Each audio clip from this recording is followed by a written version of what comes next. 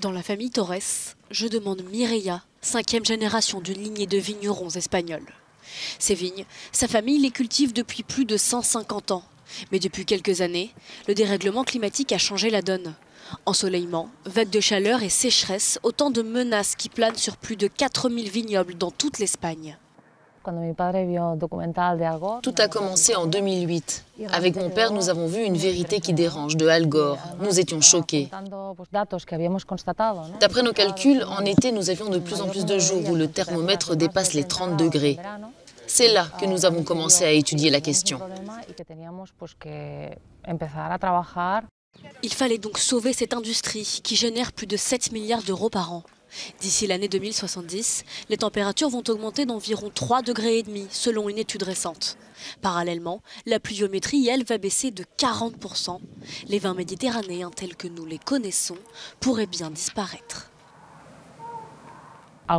Certaines variétés sont actuellement sur le marché, elles sont très bien implantées et font des vins de qualité dans la plupart des vignobles espagnols. Et bien d'ici la fin du siècle, elles n'auront plus le même rendement, la même qualité. Alors où la trouver, cette fameuse fraîcheur? Dans les montagnes, pardi. Tout en haut des Pré-Pyrénées catalanes, le raisin est mûr comme il faut, sucré comme il faut, avec la bonne couleur. Quand la famille Torres a acheté cette parcelle à 1000 mètres au-dessus du niveau de la mer, ils n'auraient jamais imaginé y planter des vignes. Les hivers peuvent être vraiment rudes ici, mais depuis peu, les cèpes ont poussé aussi haut que celui-ci.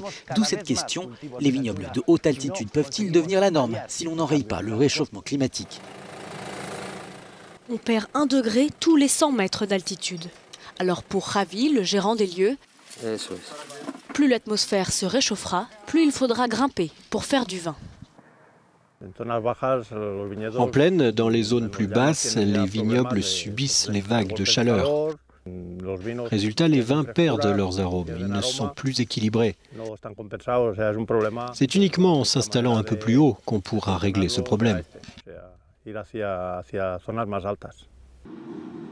Une autre solution pourrait se trouver dans ces tubes à essai. Ici, des producteurs espagnols explorent leurs options et leur passé, des cépages abandonnés il y a des décennies au profit de variétés plus lucratives. Ces vins-là seraient mieux adaptés aux conditions climatiques extrêmes. Le Forcada, par exemple, voilà peut-être le chardonnay du siècle prochain, celui du changement climatique.